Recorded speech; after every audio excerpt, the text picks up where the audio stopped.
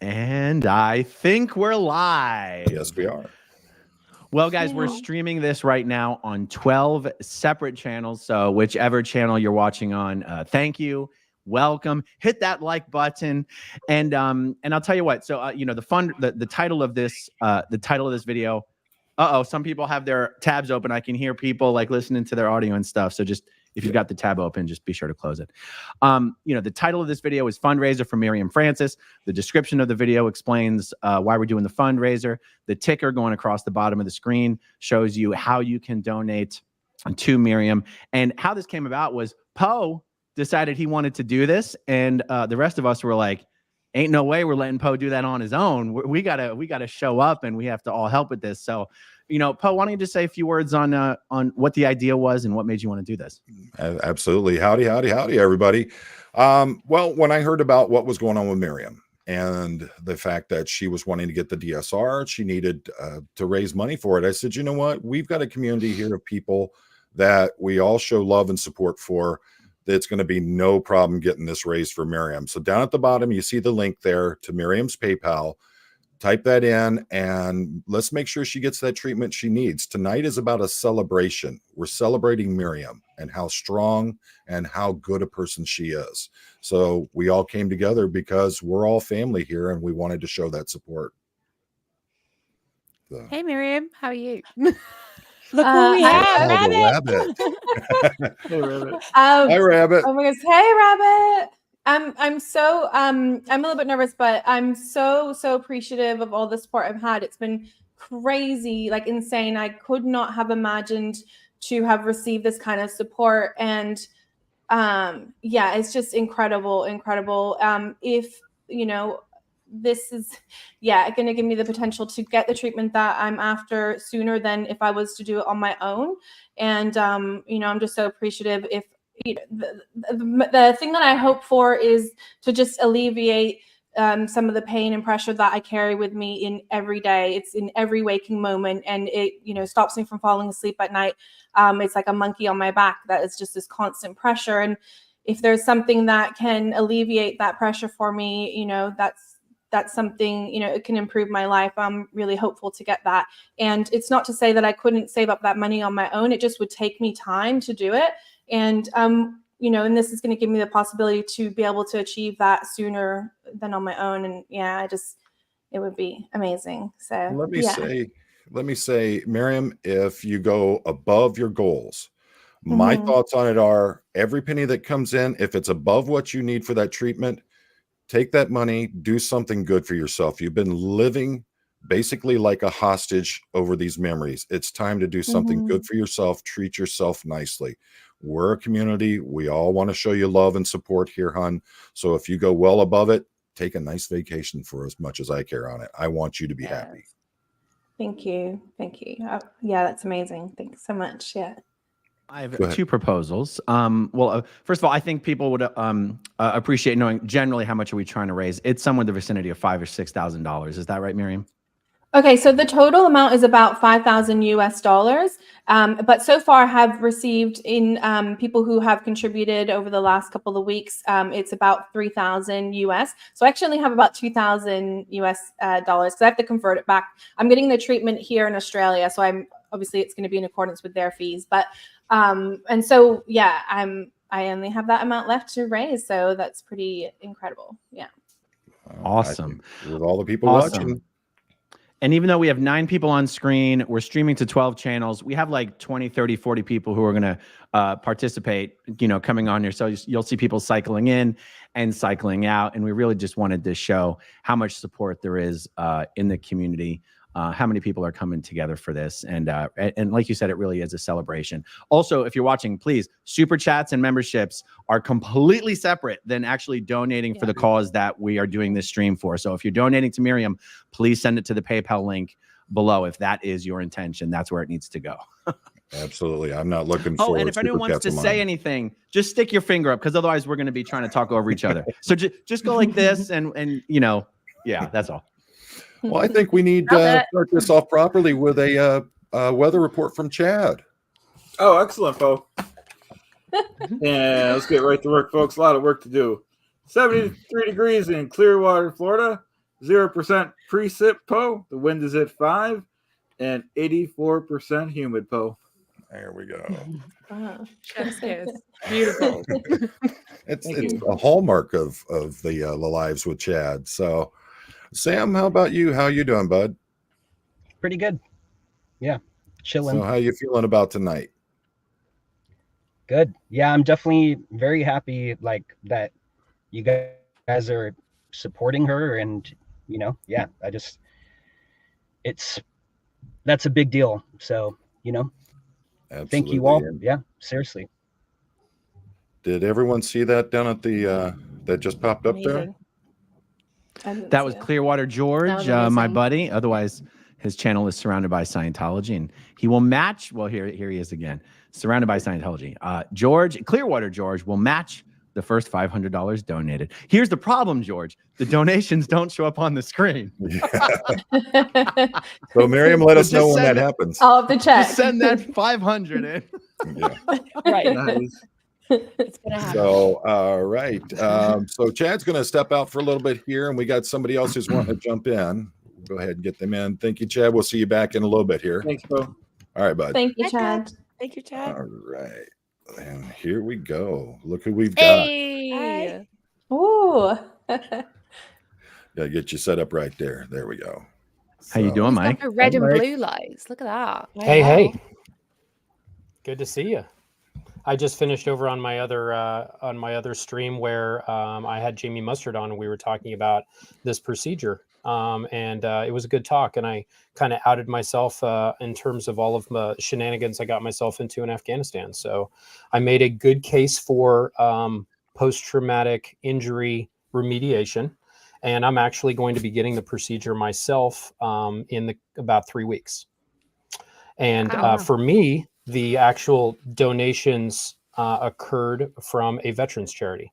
A veterans charity is paying for both my wife and I to receive the dual sympathetic reset procedure. How that process looked for me was I got in contact with this organization. A Navy SEAL commander is one of their board members. He called me. We BS'd on the phone for about 20 minutes. We found out that I'd probably flown him in Afghanistan a couple times. After we were done, he said, "Hey, I'm going to just call the clinic. They have my credit card on file for the nonprofit. Let them know you and your wife fully covered, and let me know if you need anything." I didn't have to give him a stool sample. I didn't have to sign any paperwork. It was crazy.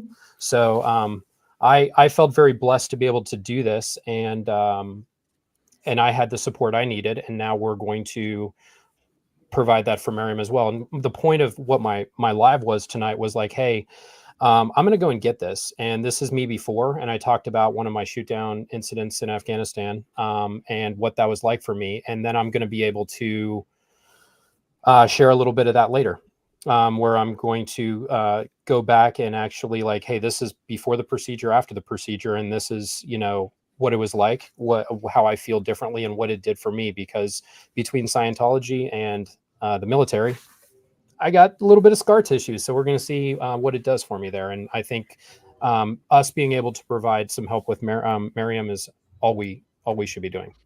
Anyway. Absolutely. Kelly, you had something to say? I have a question for Mike. Yeah. Are you going to document the actual procedure itself? Can you do that? Like, 'cause it's still a mystery to me, really. I know it's like an injection in your neck or something, but would you consider filming it? Yeah, so I'm going to ask them if they'll let me. And if they will, then I plan on doing it. But really what it is it's bupivacaine. It's the same stuff that you get for an epidural. It's an injection. It goes into a bundle of nerves in your neck. And that is the actual connection between your sympathetic nervous system that controls fight and flight of your body when you've had a bunch of stress in life and you're just keyed up all the time and like can't bring it down, which is how I am a lot. It turns that down. And then when it comes back online, it's like turning the volume on Alexa that's like too loud, and it's like, Alexa, turn down the volume, and it won't do it. It just like, ooh, it turns it down. Yeah. And it doesn't change you. It just gets rid of all of that noise so that you can then go to other therapy solutions and be able to focus on them. So I'm really excited about it, and I'm going to report back, and I'm going to try to document it. Excellent. Awesome. Well, I tell I you want. what. Oh, Go sorry. ahead. Go ahead. Sorry, Totally I'm jumping. I wanted to add. Well, I don't know. I've spoken a little bit about this on Rabbit, but the reason, obviously my experiences, my traumatic experiences were from when I was, a young child. And you do, like, I carried that burden for a long time. But what's happened recently is that in December last year, one of the investigators in my case contacted me and told me about the details of the in-person police interview with the perpetrator in my case, and the details that were confessed to, and the details that were then passed on to me by the investigator were so shocking because I didn't remember them because I was 3 years old. And that was when I really started to experience the severe post-traumatic stress. I think I had been living with it. It was my normal for so long. I didn't, it wasn't so apparent to me, but it was the beginning of December. I think it was around the 1st of December last year was when this huge load was, this huge traumatic load that it just became difficult to be my normal. And it just sent me for a period of about 3 months, to this kind of other realm. And so that was when after that happened was when it became really real to me. I had never before understood or really experienced or knew that I had experienced post-traumatic stress until that time, and the way that it affected me for months after that, it was just very real. And that was when I was in this desperation of, I need help. I don't know how I can keep surviving this. And that was my cry to help. And so I'm so pleased that, I feel like that cry for help has been answered now. And it's really hard to be in a position where you're so desperate. Like, you're so desperate for help and you just want to alleviate the pain. And I'm so glad that, that's something that, the possibility of that is really, really incredible. Yeah. Just realize you're here with, we're basically a family. We're here for you. We're here to show you that support and love that you need.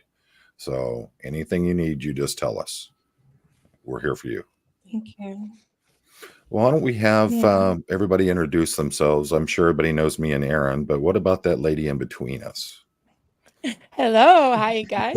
I'm Marilyn Honig, aka Mama Bear, aka Xenu Crochet Lady. I have a channel called Coffee Cults and Crafts, and I just consider myself an ally to the gems. We call you guys the gems, like a gemstone. I have to give credit to Pup Grimmer 20, she's a viewer and a supporter, and she came up with that idea, just calling you guys the second and third gems, in first and fourth, whatever generation you are, the gems. So instead of I am a quote never end, but I like to call myself a gem ally. So that's what I am. I'm here for you all, and I am a cult survivor myself. So I feel like I have a special connection to this community. So that's me. Don't burn her biscuits. Yeah, don't be burning my biscuits.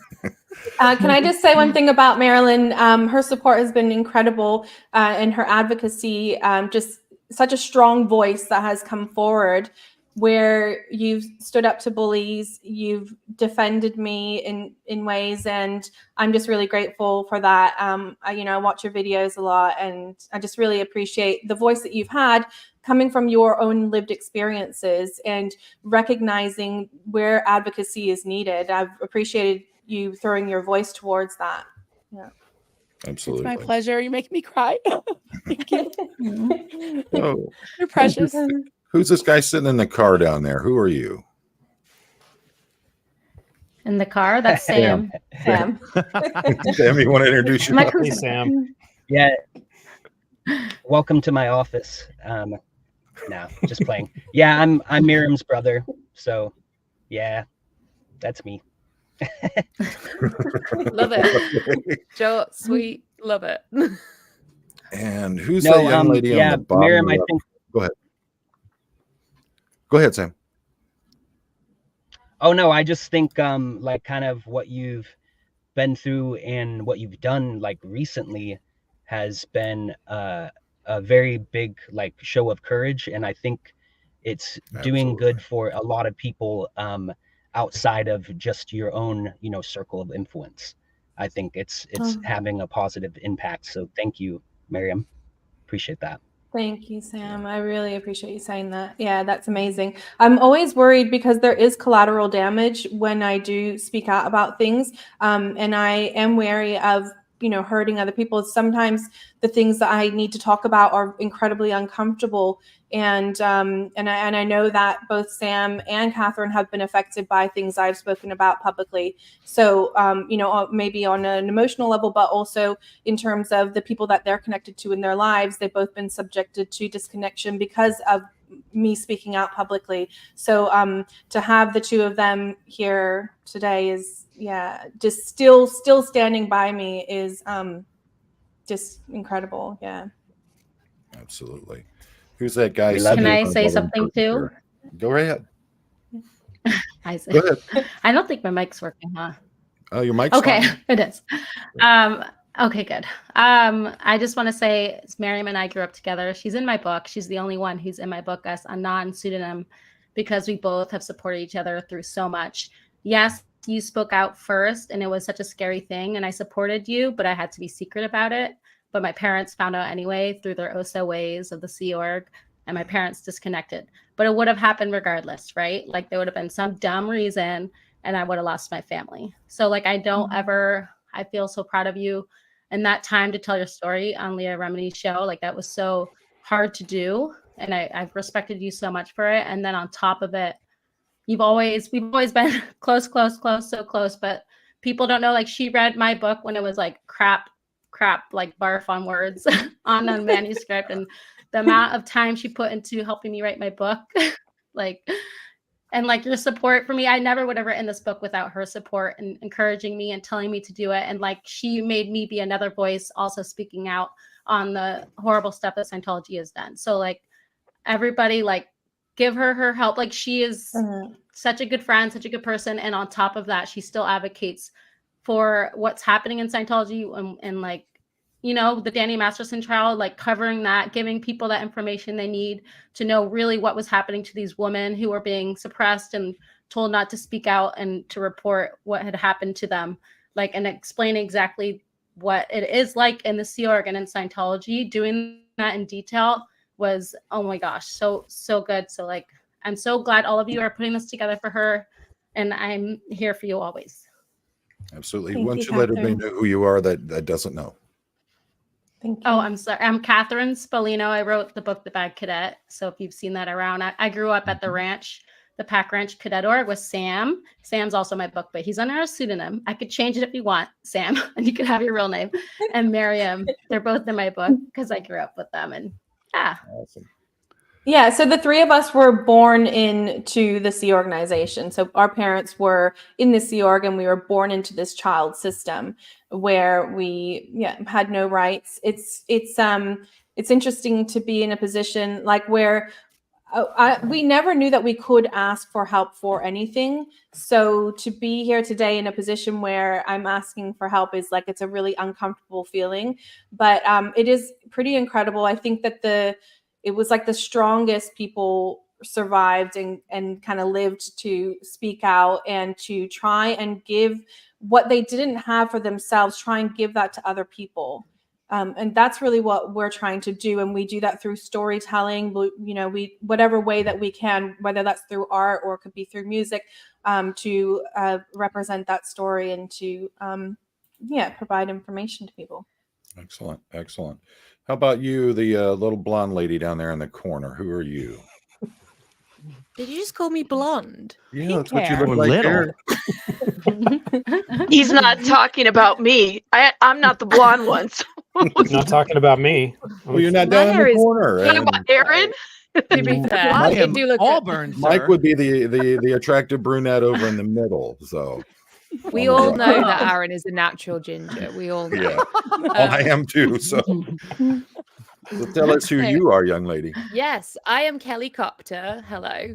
I've been a suppressive person since I was 6. Now I make YouTube videos and sing songs, and it's really fun. And I'm happy to be here supporting Miriam. I think you're so brave. I think you are a true survivor, and the way you have been able to speak about your experiences, I think, is not only powerful for yourself, but for other people that are watching, because we know that this kind of awful crime happens all over the world. And I think your story will be really inspiring to those people. So I'm glad I can be here to support you. And I'm sure no one knows who it is on the bottom right there with the R on the wall next to her. But if you could introduce yourself. Hi, Rabbit. Hey guys, thank you. Sorry I was a little late. Baby Bunny's birthday, and it's her birthday. Happy birthday. Happy birthday. Yes. Bunny. It's like her birthday was on Friday, but I think it's gonna extend for the rest of the month, and we're just like the first week of the month. But anyways, I'm Rabbit. I'm from the channel Down the Rabbit Hole News. Miriam, I am just so proud of you. You are strength. That's what I see, and I want to thank you so much for trusting me. And every day it's interesting because every day we get somebody, especially in my comments, Miriam, I stand with Miriam, I'm with Miriam, Miriam. So you have a whole community of support. Some of these folks, we really don't even know each other like that, but I appreciate that you trusted me. To be able to do what I could to, deliver information or say information or whatever it may be. So you are awesome. And just know that there's a lot of people that stand. Absolutely. Yeah, I just want to say thank you so much, Rabbit. What you allowed me to do was just really incredible because, and first of all, I want to say about Rabbit is when I came to her with what I wanted to talk about, and in particular with these 16 questions that have been quite controversial, she pressed me on them. Like she pushed back on me to say like, okay, are you prepared to back yourself? Like, do you have enough that you're willing to, put this out there? She didn't just do it to just give me, freely to give me a platform. I had to earn it in a way. And I really, really appreciate that because I appreciate being asked hard questions. And that, it pushes me to examine my own information. Like, what am I basing this on? Am I confident in this? And I really appreciated that from Rabbit. I also wanted to say that, that what I was facing was potentially a lot of backlash.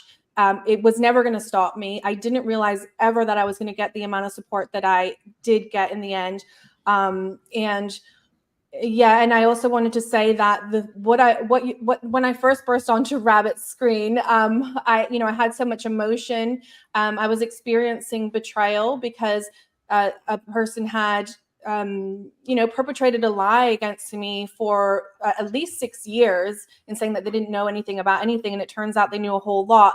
And what I wanted to say is that what I'm going through and what I'm pushing for is a correction. It's a correction on the record because that person is being believed as someone who is a whistleblower, a truth teller, a trailblazer. He has all these accolades and prestige and victims who are going to him for support. And that's incredibly dangerous. And what I want to do is it needs a correction. I'm correcting the record to say this person is not a safe person. This person is not someone that victims should go to, particularly if they are a victim of the actions he's perpetrated against them. And so that's where I'm coming from. I'm going to continue to do that and share the information that I've put together. Yeah.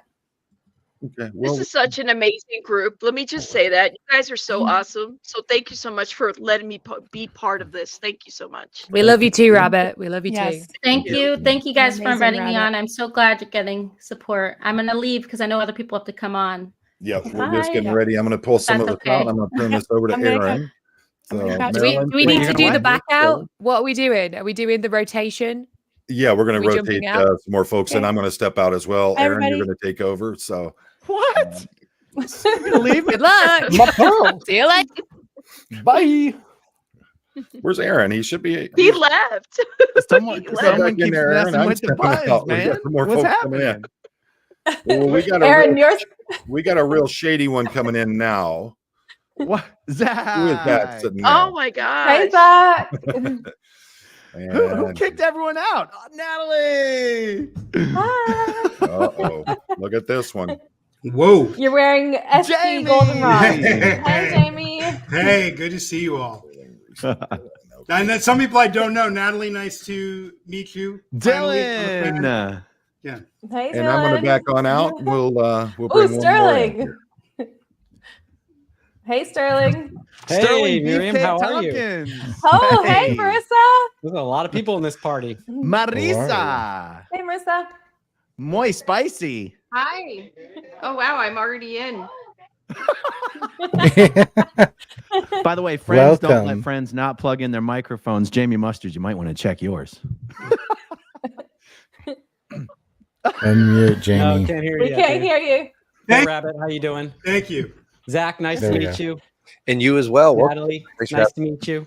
Natalie, nice to meet you. I've been, watching you, and Zach, nice to see you, and yeah, meeting new people. Marissa, never met you, but nice to meet you. Hi.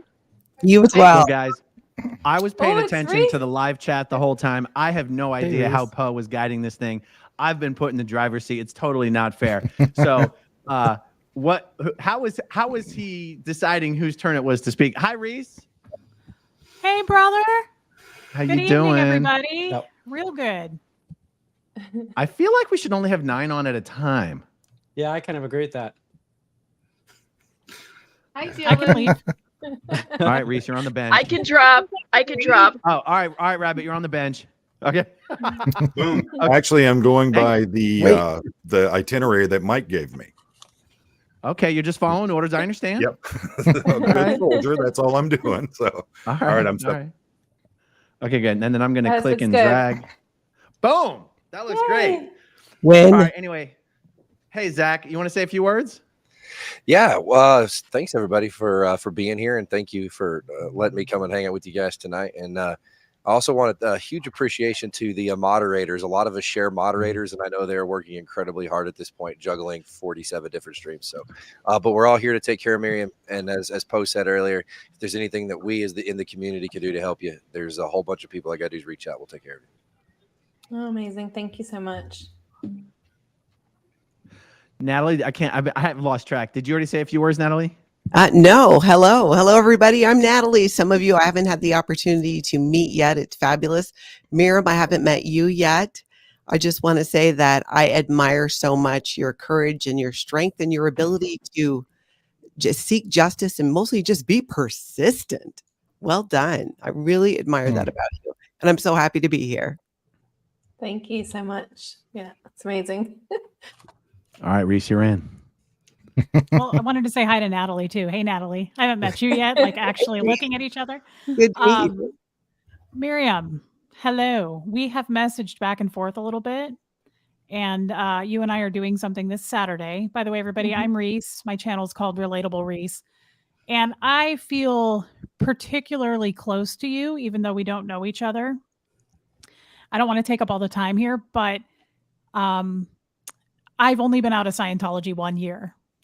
And I was born and raised, so 38 years. And your episode was the very first one I ever watched. Wow. And it took me years to watch that show. I was begged to watch it, and I refused. And I finally did it. And it took a lot of convincing myself to do it. And it was you that I connected with, and I could not stop crying. It took days. I couldn't stop crying. And I just want you to know, I love your face. I love everything about you, because I really, it's just, I can't go back. You're the first person. Aaron wasn't even first. It was you. That's I amazing. reached out to Aaron after I watched you, but I just want you to know I feel connected to you, and I support you. And I just think you're so cute and beaming, and I wish I could fly there and just squeeze you, because I like to squeeze. Not in a creepy way. I would welcome some squeezes. No, it's so amazing. Reese, I've been so excited to meet with you and chat with you. And yeah, we will be catching up soon. When I first saw you the first time you were on Aaron's channel, I was blown away by your story. I was emotionally affected by it. And I don't know if it's particularly because we have something in common where we, had parental abuse quite significantly. And there is something about that where, the person who's supposed to be the hero in your story, who's really supposed to, protect you from harm, is the one that's harming you. And there's a kind of a mental grappling that goes along with that, and a struggle, and something that you do, that's ongoing too, to continue to understand, what happened, and and look after yourself, and learn to protect yourself. So yeah, but I can't wait. I cannot wait for us to chat some more. Yeah, and also agree. Zach. Oh yeah, sorry. Yeah. No, I And think Zach, that's wanted why to we say as resonate well- with each other. I love you, gal. That's all. I just want to say I really support you. Thank you for what you said. Yeah, that's awesome. Thanks, Reese. And Zach also wanted to say we're going to be chatting soon, so we'll have a little private catch up first, and maybe because yeah, you can make sure that I'm like legit, and I'm not just saying crazy shit, basically. Well, you're probably going to say crazy things, but it's going to be well vetted by other people who said crazy things before too. So it's all Okay, right. great. I love that. Yeah. Sterling Beefcake Tompkins, it's your turn. Why do I have to follow Reese? That was so good. How could I even compare? It's not fair. Look, I had the pleasure of meeting Miriam this year. Thank you, Mike Brown, for making that hookup. And I've spent quite a bit of time on the phone with you, Miriam. You know how I feel about you. I think you're an amazing person. You have an amazing mind. You're wonderful. You deserve justice. And I really am hoping that comes very, very soon. I'm also excited to do content with you very, very soon. We're going to be talking about 1984 and the correlation between that and Scientology. And I'm so looking forward to that. But other than that, you are a wonderful person. And I'm just bringing the community together like this, and everyone doing Poe on the Go, Aaron, Mike Brown, Chad, who I only found out about yesterday. It's wonderful that this is being done, and I really hope it does make a change and help get you what you need to finally get justice. And you're a wonderful person. I love you. So yeah. That's amazing. Sterling's been one of my sort of behind the scenes champions, as Mike Brown has been as well, and also Jamie, just to name a few, Christy Gordon, a whole bunch of people. And that's what's helped me get through this time of, I went through January was a full month of just a lot of fear. And so to be able to talk to people through that, to have that support has been, and there are people who understand what the system is that I'm talking about. And that's been really, really helpful. I want to thank you, Sterling, for that. Yeah. You're so welcome. Mr. Mustard. Oh, geez, man. God, that name. Got to live up to it. Well, first of all, I just want to say hello, everybody. I watch all of you. I watch Natalie. I watch Reese. I watch Zach. Dylan, I've seen your interviews. Marissa, I'm getting familiar with. So I'm just, thank you for doing what you do. And it's just so nice to kind of be looking at all of you and talking to you, right? I would like to, before I talk about Miriam, who I adore, I would like to just thank Aaron for hosting this. The fact that I'm even here contributing to this is mind-blowing to me. Aaron talked me out of the shadows in November, which I'm grateful to him for, even though it's painful sometimes. And I was just going to dip in and dip out. And then, I don't know if Mike Brown introduced us, Miriam, or if you reach out to me around the time Mike Brown introduced us, but we got to talking as a result of Aaron.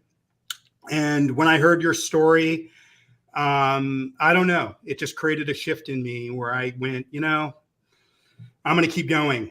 At least, I don't want to walk away from this. What I lived through was a living hell in terms of being born into the baby nursery in downtown Los Angeles and growing up in the Melrose Building and the Fountain Building. It almost killed me. It's killed several of my friends, didn't survive the Melrose Building. Those suicides are still going on.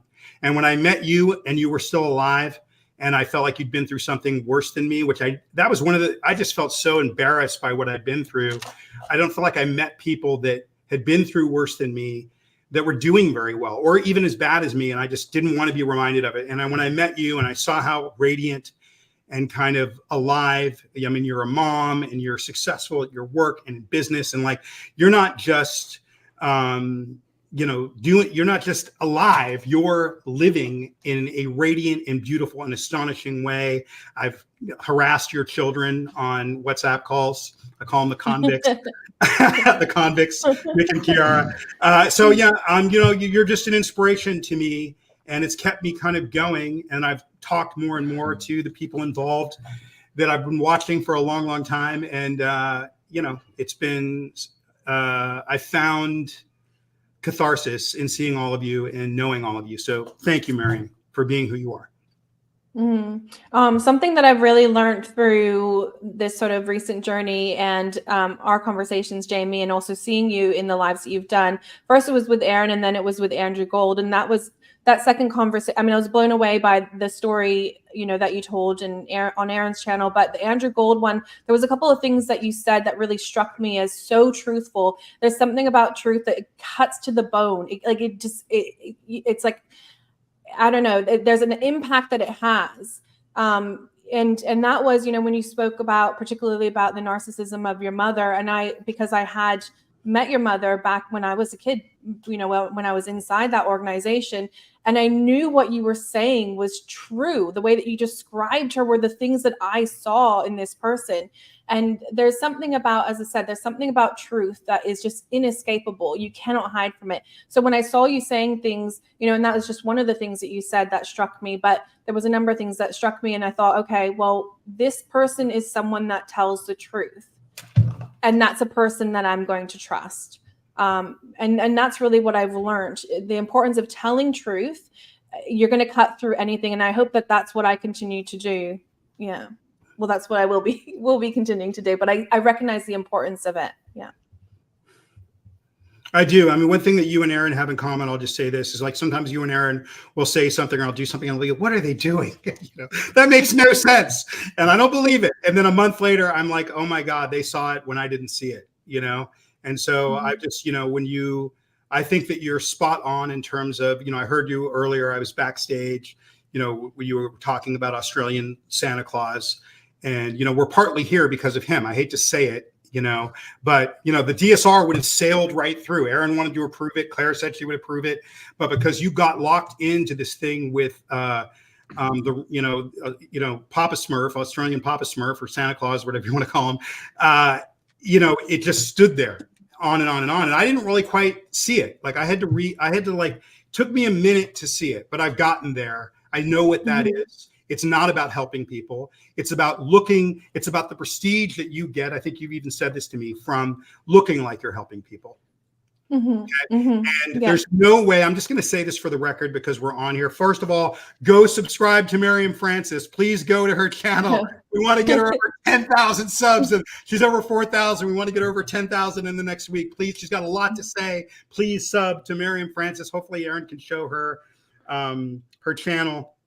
But I didn't, I was protecting him in the beginning and saying, oh, we're all a community. Let's not do that. But what I've seen, especially with the blog, which I was brought into, only because I'm trying to help people. I'm not, making gajillions of dollars off. Nobody's here making that much money on YouTube other than, Stop it. That's the only reason you do anything on YouTube. You liar. Exactly. I don't even have a channel. But, we're here because I said to you, if you get into a battle with him, he's going to stop your treatment. I saw it coming. Okay. And that's what he did. And this thing, and then I got pulled into it like this wasn't mainstream or all the bullshit people have been saying about, the FDA or whatever the fuck. I mean, I'm tired of it, and anyone can ask me about it anytime they want. But I've come to, you're right. There is somebody in here that is, the only fair game I've received so far is from them. And that's sad. Right. But, you're right. There's somebody that's in this community that does not have the best interest of the people in mind. And I know that's 100% true. I'm done. What is Miriam's channel? I can't find it searching at Miriam Francis or Miriam Francis. It's at Against the Dark Arts. And the full name is Rage Against the Dark Arts. But you just have to look up, the handle is at Against the Dark Arts. Can I just say one thing, just for the record, because I just always feel like I can never get it out, and then I'm done. The idea that the former CEO of OSA is in a charity helping people is a disgusting travesty. And he needs to go to his victims, and his victims need to accept him and accept his restitution.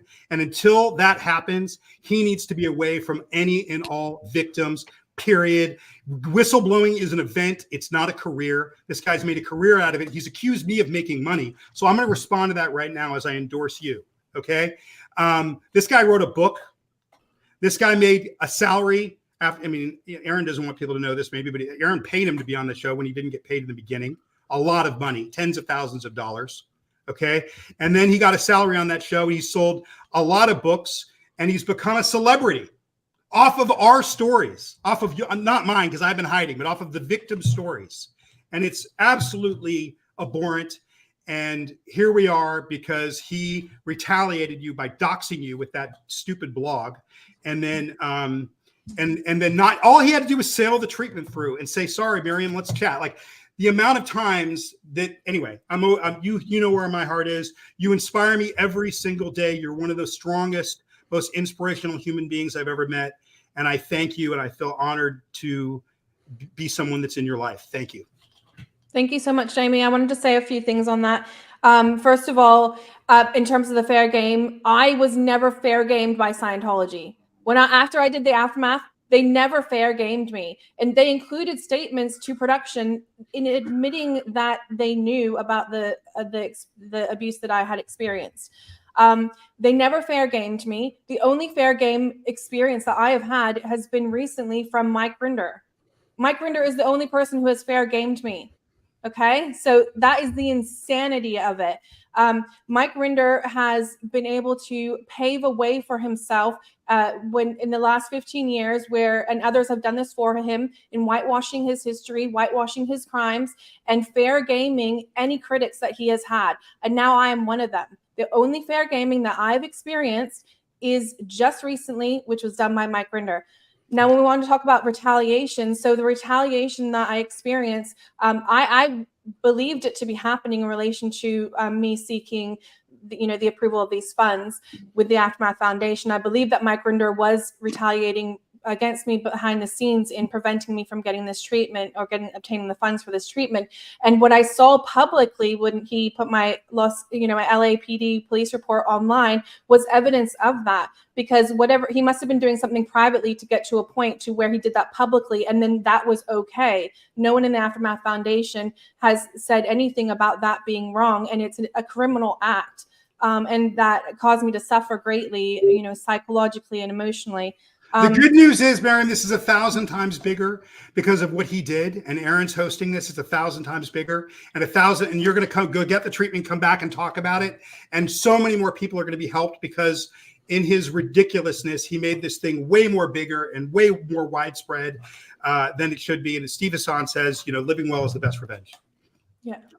Go, Aaron. We're due for a shift change, but we still haven't had a chance to speak yet with Mr. Dylan Gill down there and Miss Marisa Sigmund, Marisa down there. So let's do that because we don't want to leave anyone out. How's it going there, Dylan? I'm doing awesome. Thanks for having me here, and I don't even know how to follow that up, to be honest with you. Other than I respect Miriam's healing journey, and I respect her right to define her healing journey. And I will defend that with my life. So that's why I'm here. I loved meeting your brother. Your brother and I hung out a bit, and he is such a sweet soul, which I'm sure you guys cut from the same cloth. So I just appreciate being here and being able to hold space for you guys. And yeah, I love you guys. So that's it. I'm Dylan. Thank you so much. Thank you, Dylan. I appreciate that so much. Hi, Marisa. Hi, Aaron. Can you guys hear me okay? Mm-hmm. Yeah. Yeah. Okay, I have my mic on. It's just there's like a delay or something. So it's nice seeing all of you. And Aaron, I love how you say my name, Marisa. But that is the way you say it, so that's awesome.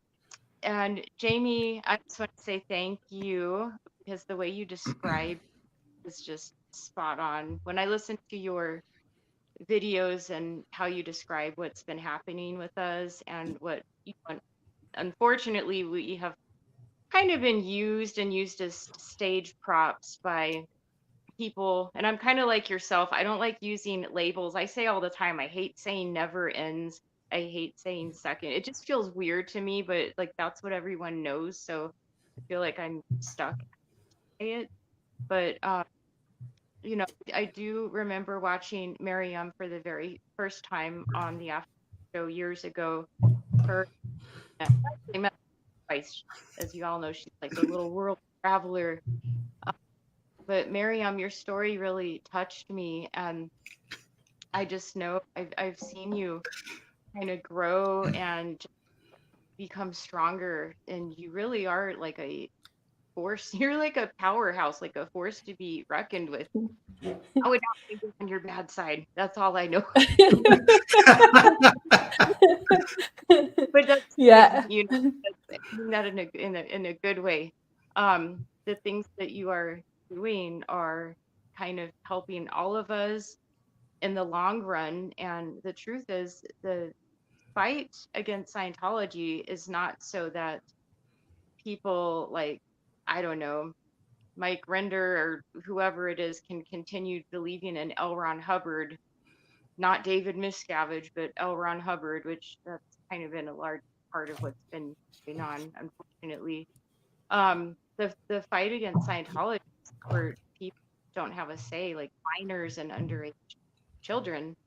And I myself know I was born into Scientology. My parents discovered it in 1975. I was born in 78. So, and they were, as you've described before, Sterling, you know, it was a public Scientology, and but my parents were like fanatical Scientologists. Like, oh my God, it was like touch a sick, like child Dianetics, everything, like my whole life. So I would go to school and live like a normal upbringing, and then I would come home and it was nothing but like L. Ron Hubbard and overt and, you know, going to the org and sec checks and all the horrible stuff. And it's indescribable the torment that that can do to a child's mind. So Miriam, I mean, I can only imagine like what you have endured, and I will do anything to support you. And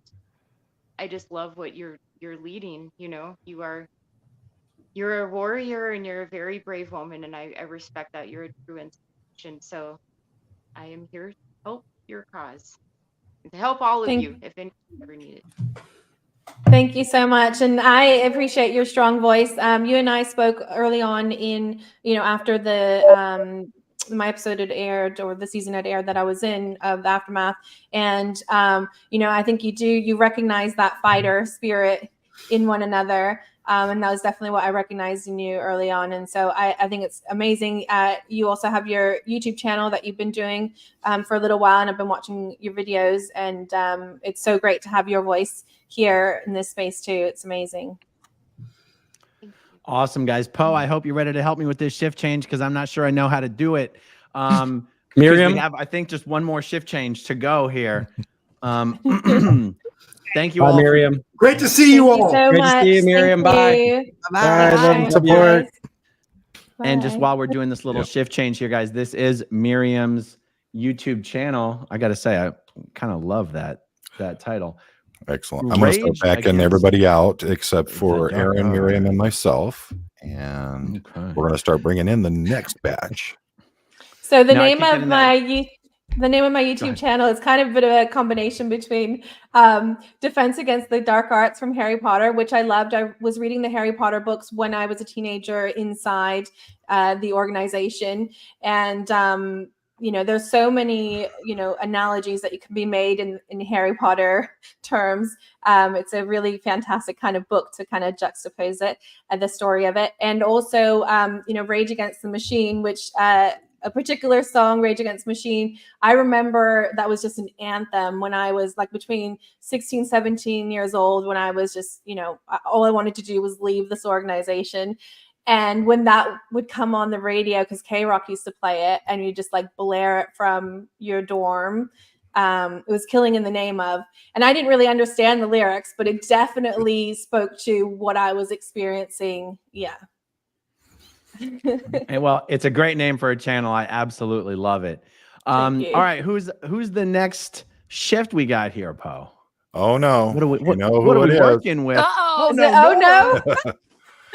Let me- no, Nora. Let me turn the dial here for the right station. Laura. There's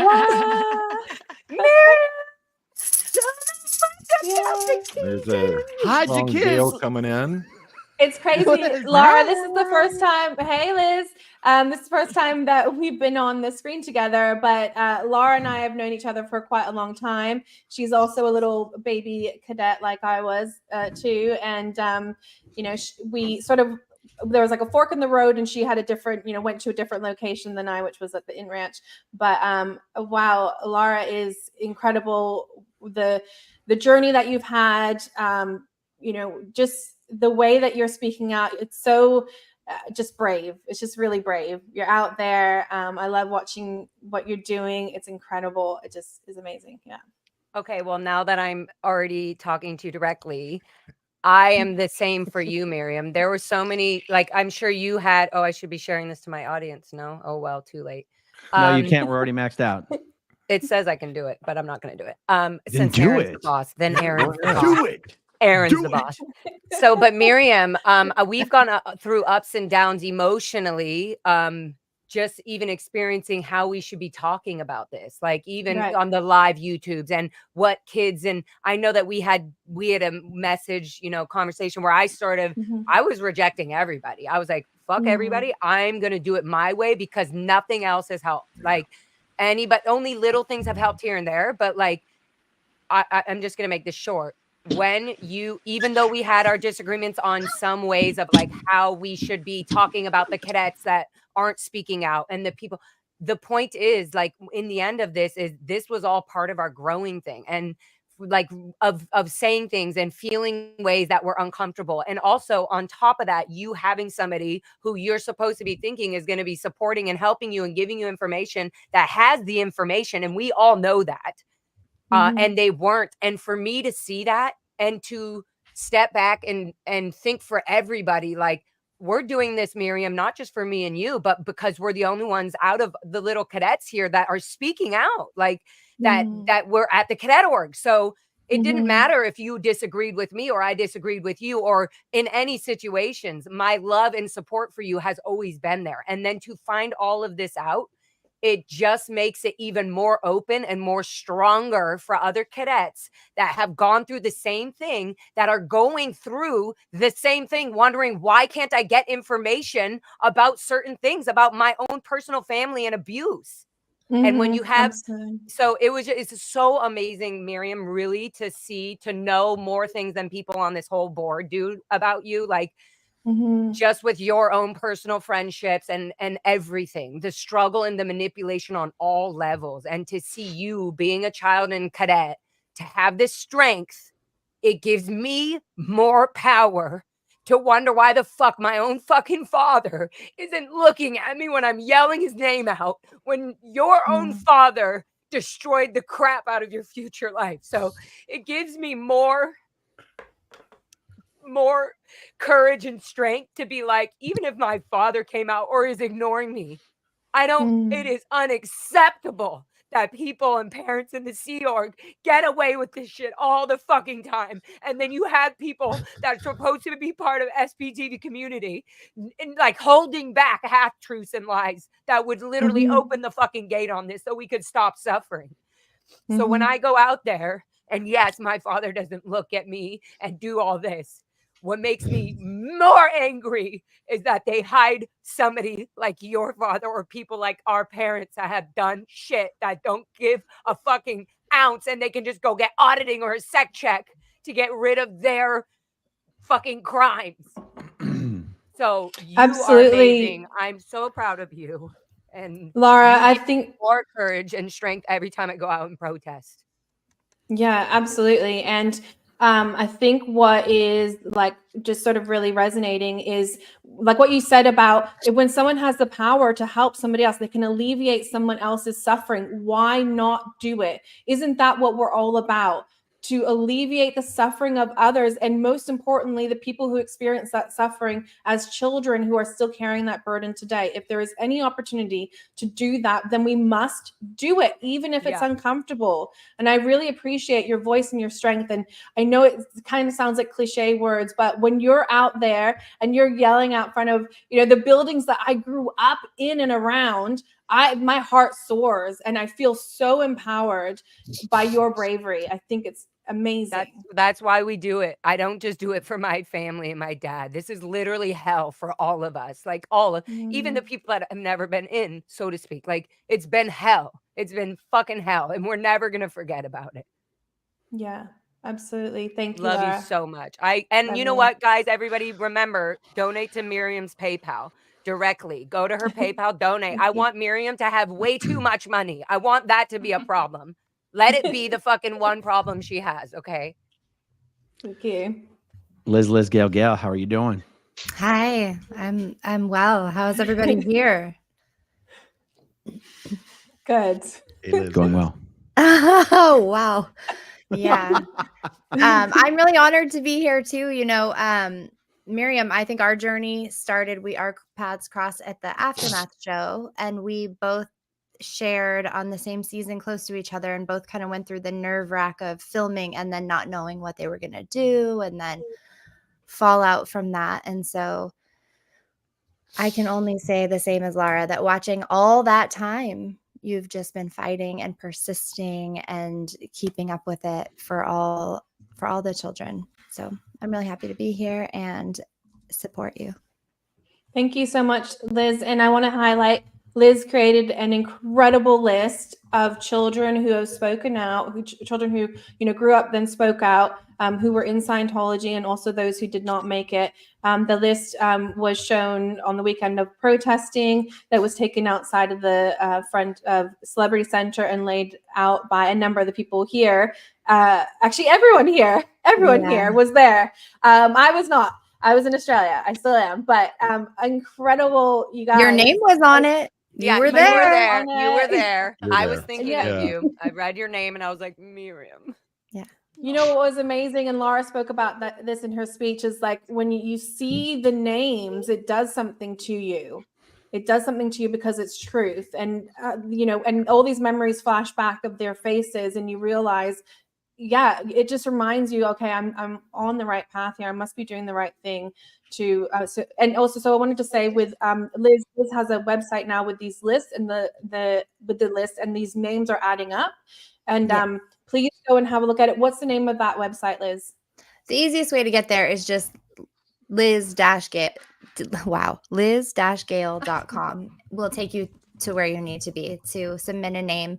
Since I went on with you, Erin, I think I've had 60 or 70 submissions on there. I haven't vetted them all or added them, but especially if we can get this going in Mexico, overseas, more in Australia, I think the list will grow exponentially. I'm not pleased that it's growing. I don't want there to be enough names for it to grow anymore, but collecting them, I think, is very powerful. So thank you for mentioning that. If you want to be on the list, if you fit the criteria, go to the website and let me know. Hello, hot dog Nora, or what is it? Uh-oh, hot dog. Oh no, Nora. Oh no, Nora. Uh-oh, hot dog. Uh-oh, hot dog. Uh-oh, hot dog. Hey, hot dog.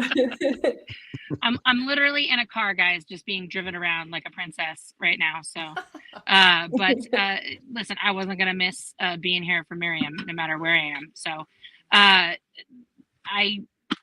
find, I mean, I've been watching. I've said it time and time again, and I was there as an associate producer during your episode, Miriam, and being backstage, as it were, watching your story kind of unfold. It was honestly some of the hardest days that we had there on the show, just to be like completely frank with you, because it was so unbelievably devastating.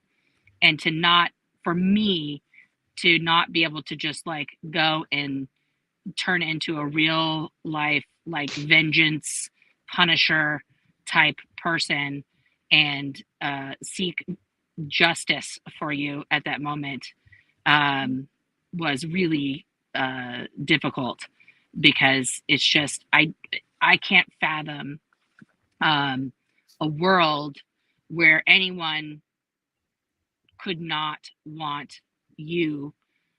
First of all, you're amazing and beautiful and kind and funny and smart and all of those things.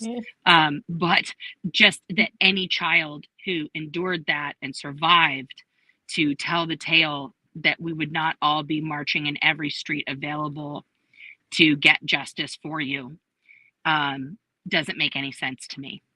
And the very minimum that I can do is what we're doing right now, as Laura said. And I said it earlier on the live that I did with Liz. You know, your PayPal is there, and I really want you to get this treatment because, as I've said many times, therapy is important. All forms of therapy, whether you're doing this amazing new breakthrough therapy, or you're seeing a psychiatrist, a psychologist, a licensed therapist, you're meditating, you're journaling, whatever, all of these things are necessary for any of us who have endured this trauma to begin to address it and overcome it. And it is, you're such a miracle, like honestly, and your kids are so lucky to have you as a mom to pave the way for them in a truly, truly sane and safe way that wasn't there for you. So I love you. And I'm just so happy to lend like a tiny bit of assistance to you in any way that I can right now. Thank you so much, Nora. And I've been really appreciating the support that you've given me in a public way. I felt like you've been a defender of me, a defender of, you know, the truth, really. Yeah, I just appreciate that so much. Yeah, thank you. And thank you for bringing your humor. Yeah, you make me laugh so much. It's so great. And your writing is amazing as well. So I look forward to see more of that as well. Yeah. Thank you. How you doing, literally, Serge? What up? You have the best audio of everyone. I don't know what your trick is. I got a few tricks up my sleeve. Well, shout out to, yes, exactly. I was gonna say Michael. Well, Miriam, you and I are two little tiny drops in a bucket. We are in a bucket of our own because we are children that were essayed inside Scientology hotels and commercial buildings. We are children that, unfortunately, are very few of us that have survived to tell and be able to come up front and focus our questions now, adult in adult bodies that we are. And you're asking all the right questions. They are answers to our questions. Unfortunately for us, we didn't make up what they did to us. They were doing it. They were knowing it. They were video recording it. They were transcribing it. And with what type of straight face can they sit here decades later with selective amnesia? Mm-hmm. It's time, place, form, and event that they were teaching in those hotels to be transparent. In what world are no Scientology parents anywhere to be found writing time, place, form, and event of the aggravated child abuse that they were all participating in?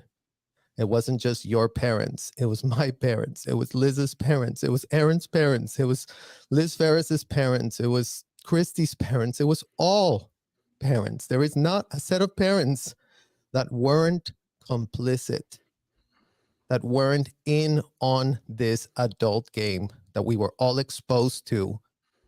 And it sucks. It sucks to be us, but it doesn't suck to be on the flip side and to be supported and to be believed and to be acknowledged for this plight, because it isn't even about us. I've said it time and time again. If there were no children being abused anymore, there would be nothing else to speak about.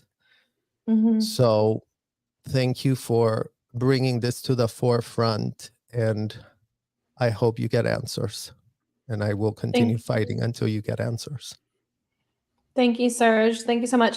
I was listening to, prior to arriving here for this live, I was listening to your chat with Marilyn Honig. What is it? What does she do? What's the name of it again?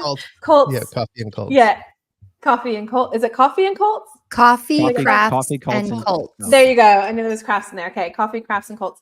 Okay, everyone, please, if you get a chance, jump on there and watch that one, because that was amazing. The things that you said in there were so on point.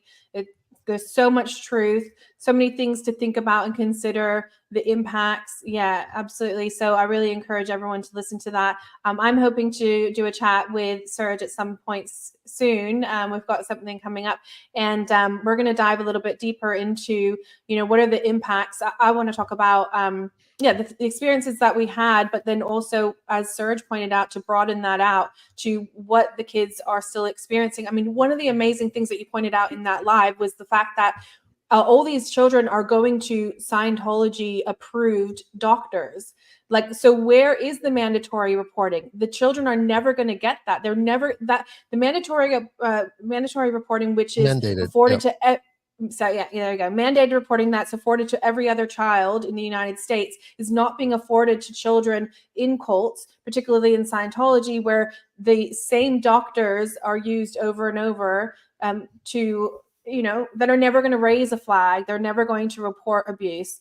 And so these children are not going to get the protection that they need. So Serge has been a longtime advocate for the children, and he continues to do so, and is, so definitely looking forward to those conversations. Yeah. That's awesome. How you doing down there, Liz Francis? Wait, Liz Ferris. Jesus. See, I like the Francis. I feel like as it was coming out of my mouth, I was like, this feels like it's wrong, but I'm just going to go with all it. Over again. I'm just going marriage. We'll just trade up. It's okay. Well, Miriam, I'm on here to do whatever it is that you need. Realistically, my name's Liz. I grew up at Pac Base, and no matter what, Miriam, I have your back. If you ever need a place to stay in the U.S. or if you ever need anything, you tell me, and I will figure it out, because that's what friends and family do. I love that. I love that. Thank you so much. Thank you for including me in your family, Liz. I really appreciate it. Always. It means a lot. Literally, Michael. How you doing down there?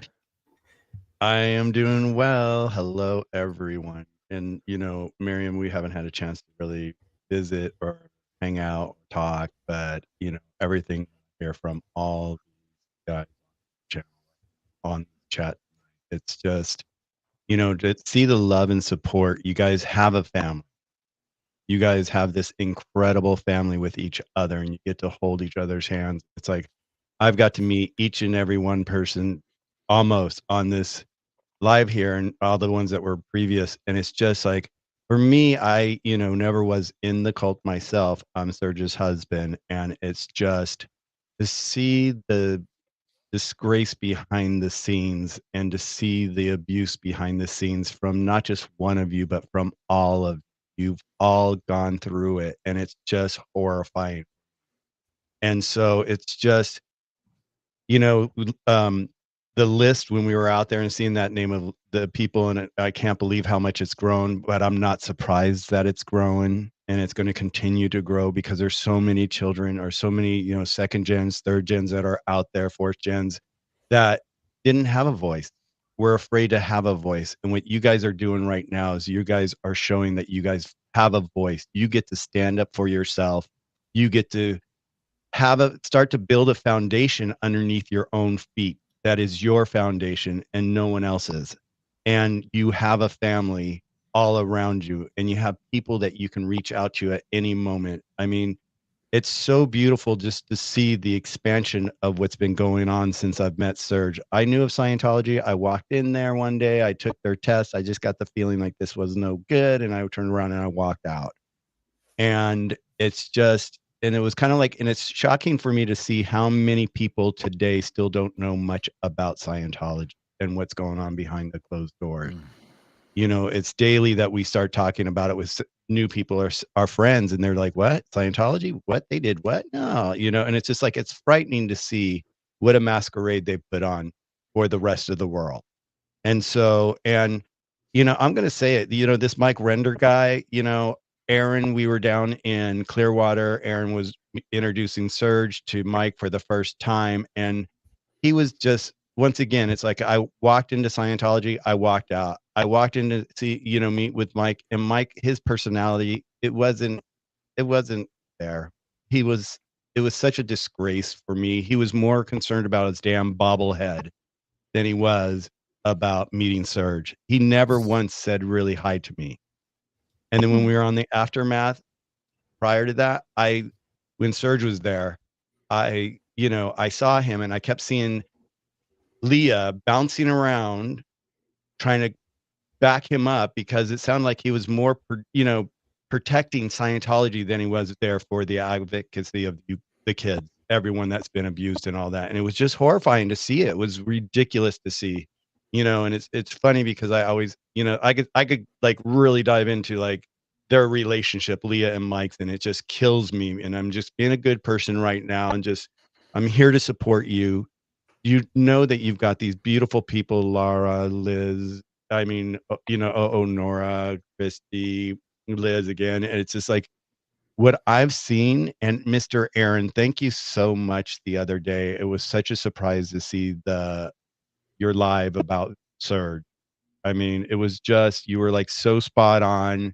It was just like so intense. So it's like, we're all here to support each other. I'm here to support all of you guys. It's, all of you. It's so important that we just hold hands together and walk through this because it's baby steps and we're going to be, it's going to happen. I see it. It's slow. It's going to happen. When I first met Serge and I started hearing what was going on, what he went through. And then I met Laura and, adorable, my little Laura there, she's so special. And just like, I will never forget the moment she broke out into a cappella here with one of her songs and it just stole my heart, and then I met Christy and then Liz and then everybody else. It's just like, it's like so impactful. And it's even like, it was even like at the protest, it's like when everybody was, at the very end where they were grabbing the mic and saying something, I had to, it was like, it wasn't even me. It was an out of body experience that I had, kind of like, I had to grab the mic and just the support and love of everybody around you. You've got so many people here supporting you. And the fact that the aftermath did exactly what we expect them to do. You know what I mean? It's just, Mike needs to step down. He needs to do a reality check and, really take a back step, a huge back step. Real quick, guys, so- I'm going to have to jump, but I'm going to bring Poe and Mike Brown in to help just, end things appropriately. But I just wanted to say, Miriam, you have been advocating for yourself without really support for years and years and years. And you've been unbelievably successful doing it. And I just think it's high time you had a community to support you and that the community really came out and expressed that support for you unequivocally. And, when we started the Aftermath Foundation, one of the reasons is that so people wouldn't have to do fundraisers for themselves. And here we are so many years later, doing a fundraiser for an individual. And I can tell you when the new foundation launches, people won't have to do fundraisers. People, former Scientologists, former Sea Org members, kids that grew up in Scientology won't have to be back doing fundraisers because the help that you're seeking is help that will be paid for by anybody who wants it. It's not anyone's job to decide what kind of help someone's allowed to receive. The funds that are donated are in the custody of the foundation, but belong to the people who donated. And if someone wants help and the funds are there, the person gets that help. So, when it's ready to be announced, it will be announced. But I've seen that question in the chat, and I just wanted to say that. I'm going to bounce just so that there's 2 slots. Alicia, were you in the first draft? No, I just got in. No, I she. just. Oh. I can Okay, good. bounce out. I'm more than happy Okay. to. I love you, Miriam. Thank you. Okay. Thanks, Liz. Me and Liz will Bye, bounce, Liz. and Poe and Mike will come back in. I'll see everyone tomorrow, guys. Bye, Aaron. Thank you Thanks. so much, Aaron. Yeah, Miriam, it was like, we're here to support you, and what's happened with you and your story is just like it's shocking, but it's not shocking because I see it through all the kids. This has been a consistent behavior of them and their policy. So I just want to let you know that I am so proud to be here amongst such beautiful, beautiful people supporting you and being part of this beautiful family. And just know anytime anyone needs to have a conversation or whatever, I'm always here, and I'm here to hold hands and just go forward with all of it. And so welcome. I'm happy we're here supporting. Thank you so much, Michael. I really appreciate that. It's amazing. And I wanted to voice or echo something that Serge said is like we looked around when we were growing up looking for the adults of someone was supposed to protect us and we didn't have it. And now what Serge was saying earlier when I was listening to his live is that, we are the adults. We're the adults in adult bodies. And we have come into that. And we recognize that there are things that we never had, and we really want to be that for other people. And that's really important. I appreciate you, in your support of Serge and listening to the stories and, highlighting our stories as well and being involved. And it's amazing. It was so cool to see you. I watched all the lives from the protests and, saw you participate in that. And it was really, really cool. Love it. Well, you take care. You just, we're here for you, and that's why we're all here today. And it's so beautiful I was, breaking out in tears and, just listening to everybody, and it's just so special. So I'm happy that we're here together. And thank you. Thank you so Excellent. much. Yeah. Alicia, how are you doing tonight, hon? I am great. Thank you so much, Poe, for putting this together. This is like the sweetest thing. And thank you for advocating and being such a kind human. We all appreciate you. Miriam, there were so many people that wanted to be on that they literally had to redo the stream to try to facilitate. And there's still people that I think didn't get to make it in. We were just sitting in the back like, it's cool, we'll listen. If there's no time, if there's no room, it's fine. We are all here because we love you, we support you. And there's no way in hell that we're letting one of our own struggle by themselves. Absolutely. And Yeah, folks, make sure you awesome. throw Thank you so much. thanks out there to Aaron for this, because without him, we wouldn't have been able to get everyone on here like this. Yeah. He's a great guy, and he's doing a lot to help with the SPTV family. So, Miriam, do you see you got nothing but love and support here, hon? Absolutely. Thank you. I wanted to just say, to add on to that beautiful message there, thank you. Degraded Daughter, please check Alicia out. And I wanted to say as well, what I understand of your story is that you were involved in, you were forced into kind of like an adult position at a very young age, but I think that you really connected to and loved caring for babies and children. I've seen that in the photos that you've shared with us and also in your story. And there's this real compassion that you've had. And I see that in you, in your involvement here. And I just really feel that, nurturing sense from you. And it's really beautiful. And I appreciate it so much. Thank you. I'm glad that it comes across. I'm trying not to be an asshole too much. I'm holding back on that a little bit. But we all were kids in a weird circumstance, and we did the best we could. But it wasn't what we should have had. Absolutely. And Christy, can you introduce yourself to everybody here? And oh Lord, I hope I can speak. I'm having a moment here. I have been having a moment. All of this. You're coming in a little low. Maybe if you get a little closer to the mic. Is that good? A little more uptone, Christy. Hello. There it is. I'm gonna hold it. There you Y'all, go. this is like such a moment for me. I'm trying not to cry. I'm a crier. So first of all, this is incredible. And how? Sorry. You're among friends, hon. Let it out. I know, but Then she can't talk. how long have we been waiting for something like this, for this moment, for this community? And Miriam, who knew that you were going to be this catalyst for us? It's just everything's falling into place. Laura, Serge, Michael, Alicia, Mike Brown, Poe, Liz Ferris. Like, I don't even know how to figure the chemistry, or if we had planned this, all these puzzle pieces coming together at just this time. All the people that have been on before us, like everyone showing up at just the right time. People who weren't ready before, Jamie Mustard, are now here. Like, we've all arrived, and I just feel like it's this perfect storm of love and heart and courage, Miriam. And anyways, that's all I have to say about that. But I have been fighting for this for a long time, and it's been important to me for a long time. And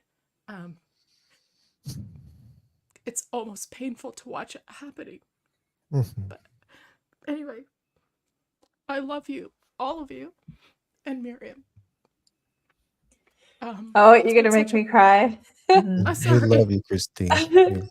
Oh my You've goodness. been Okay. so much an integral I'm gonna get part my of TRs all in. of our recovery Get your journeys. So TRs in. Yeah, I Christy got my is like TRs the in. most amazing human. I don't know if people that maybe aren't on the other side of it know, but she's kind of like the safety blanket when you kind of come out. She kind of like reaches out and is like, "Hey, are you good? Do you need anything? Do you know who to Yeah. talk to Blanket. you? Do you No. need this? Do you need that?" And I was like, "Oh, Yeah. there's people that care about this," because some of us don't know until you're out speaking. Yeah, And absolutely. Yeah, I think a lot of people call her mama. You know, they're just like their mother. She's she a doesn't mother. like it though. She doesn't like to be the mom. I know, I called her that. I know that, but I could say it here for her. But it's like, it's so beautiful because she, you know, she does embrace all of everybody, and just is so sweet. It's so beautiful, Christy. Maybe the cool So big beautiful. sister. She would like that better. Like, are you the cool aunt? Cool big See, and I sister? think of her more like a weighted blanket. It's like that hug in a moment, where Right, it's a like the thunder instant blanket it lays on you, or a you're dog. like, Uh-huh. oh. Yeah, From the and old Christy's also been blanket. there when there's been disagreements in between. Christy was there when me and Miriam were having little message problems. I was like, Christy, I love your guys' thing. I don't know what I'm feeling right now. Like somebody having a problem with the way that I'm finally speaking. And I was just like, no. And I was just like, well, I love them. So separate it. Christy has always been somebody that I've had other friends major issues with. They've done really bad things. And I've always known if I can speak about it to anybody, a mothering or a side where I'm like, hey, I'm not being crazy, right? Because she can feel a view on all sides. And even if I disagree with her view on other sides, she's still somebody I know that I can go to with a personal problem that's an issue with the Scientology thing, and she can represent and hear all of the sides. And she doesn't even have. It's just you're like Miriam and Christy and Miriam when you guys did you're your the children. adult in the room. Yeah, well, kind of. There's something about the like solidity of somebody being a mothering figure that isn't going to choose a side, because you always go to the other. You will agree with somebody, but you also have so much nurturing for the other side that at times I could be like resenting or hating. So it's really amazing. And we know you're very, into quiet and, so to speak, like you're very humble. And I just know that knowing you helped me clarify a lot of things with Miriam and gave me so much more strength to hear everything about Miriam's story through so many different other people's perspectives, and also people off the record that are watching right now, and they just are also healing themselves, going, holy crap, like there is help. This is unbelievable. Like I don't know where your pivot point was, Miriam, but there was one, and I felt there was something that happened, or you had, I don't know if it was Jamie Muster or what it was, but I saw a pivotal point where you were like, okay, my emotions are right here, and here's what I'm fucking trying to say. Even as like an investigator, you were being like, this is not okay. And I just couldn't believe I was seeing that side from you. And I just love it. And it's with you, and it's you, and it's so strong. And I'm always going to be there to support that, because there's no bad that can come out of that strength. Absolutely. Yeah, Christy, do you have absolutely. something to say? Christy, Can do you have I? something? Okay. Go. Okay, ahead, let Mary. me just jump in there. So yeah, so Laura and I had a disagreement because let me just clarify, because at the time Laura had sort of burst onto the, coming into the scene and was naming names of people that we'd, kids that we'd grown up with. My instinct was to protect those kids, and Laura's perspective was, she didn't want anyone to tell her how she could say things. And I really understand and appreciate that. I think I understand it more now, than I did then. I just had my immediate reaction. And also the perspective of not us as kids knowing we didn't fucking have a choice. So I'm like, they don't have a choice. They don't, like, we're giving them that outside choice that they never had. As Serge knows, like, we all knew we never even were able to have the choice and think it was okay to make that choice. So that was the other thing. I felt like, don't tell me what to do. I'm finally fucking speaking. And then I also was like, no, I know that we have to protect some sort of their privacy, but they're never going to have their privacy is stolen already. So that was that. Anyways, I went through a deep thing, but I loved Miriam, and I knew everything that you were dealing with. And I was just like, how do I deal with this? Yeah, no, and I appreciate that. So what I want to say on that is that, we're going to come from different perspectives, but where there is unity is that we have this shared fight of where we're trying to do the same thing. We're going to come about it in different ways.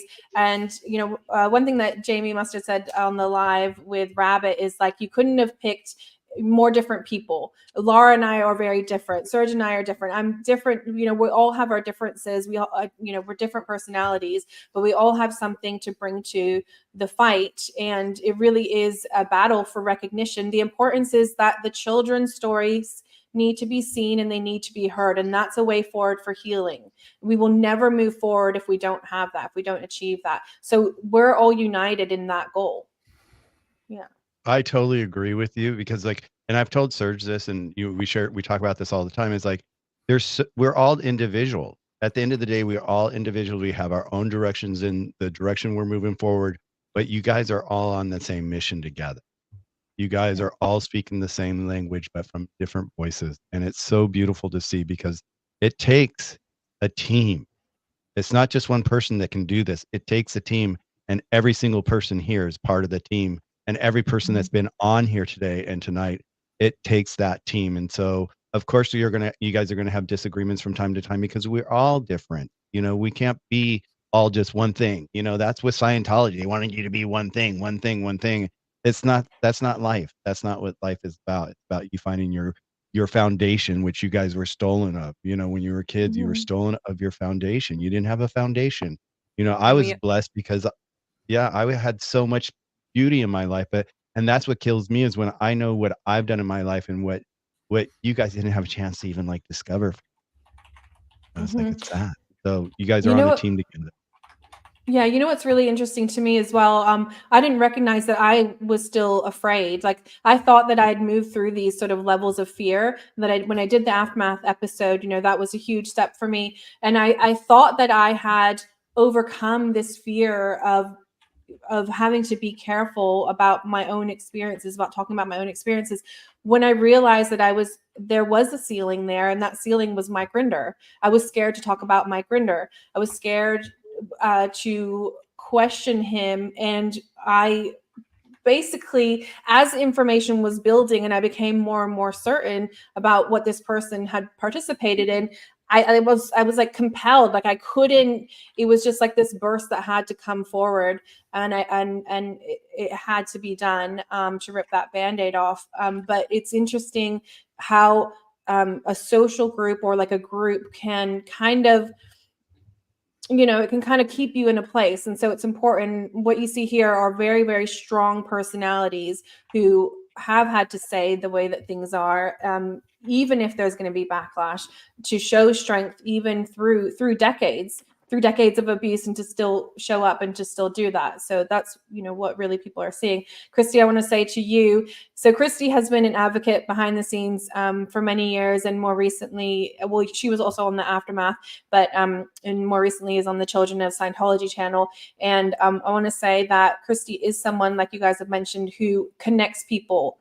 she connects people. She recognizes that we need advocacy, that we need help. So she will, when there's resources available, connections that need to be made, she will try and make those connections. So she's really is, you know, this thing that kind of keeps us together in the background. She does a lot of that work that is unseen, and I really want to recognize her for that. And another thing is that Christy and I have been looking at these children's documents, which are documents that were, and directives and orders that were written in regards to the children. Some of them are from Hubbard himself, and then some of them are ones that were written following on from there. They really do, and Christy's been the caretaker of those documents for quite a while, and we've been looking at them more recently, sort of more directly. And what was amazing to me is that what struck me about Jamie Mustard's story, the reason why I was so impacted by him, you know, one of the reasons is that he is a child of, like, some of these documents, the more horrific ones of them, I mean, they're all pretty horrifying, but the ones that are like physically, you know, like horrific, like things that would have had physical impacts on children to such a horrendous degree. That child, one of those children, was Jamie Mustard. So when I saw him come onto Aaron's channel and talk about his experiences, my jaw dropped, because I was like, we've been reading about the treatment that he was experiencing from a baby through his toddler years. We've been reading those documents. We've been looking at that information. So for him, you know, he talks about the shame that he had to overcome. For him to overcome that shame and to come and join, and, you know, and to speak out publicly about the experiences that he's had, and now to come further than that, but to kind of hold my hand through this is incredible. And so I just want to recognize Christy. This is the work that Christy is doing to continue to bring this information to light is really important, and everyone participating in sharing these stories is really important. Yeah. Hey, Poe, nice to see you. A question: how many people total do we have today? I couldn't even tell you. I know at one point there were over 5,000 watching live, and it's beautiful. I'm having trouble. Right now we're right now we're looking at about a little over almost 3,300, and that's just the what it looks like right now. It's been spiking up and down. People are coming and going. This has been wildly successful. I know there's been some questions in the chats about, you know, how are we doing exactly? It's, you know, right now we have Miriam here in front of us, and between both the live chat of everything that we have going on and everyone that decided to be able to step up and donate, and I'm sure all of those that are part of the replay crew, I see that we're probably not only going to meet but probably exceed our expectations on this without any problem. So give us a little bit of time once this is all done, but we'll definitely have a report back in terms of the success of this.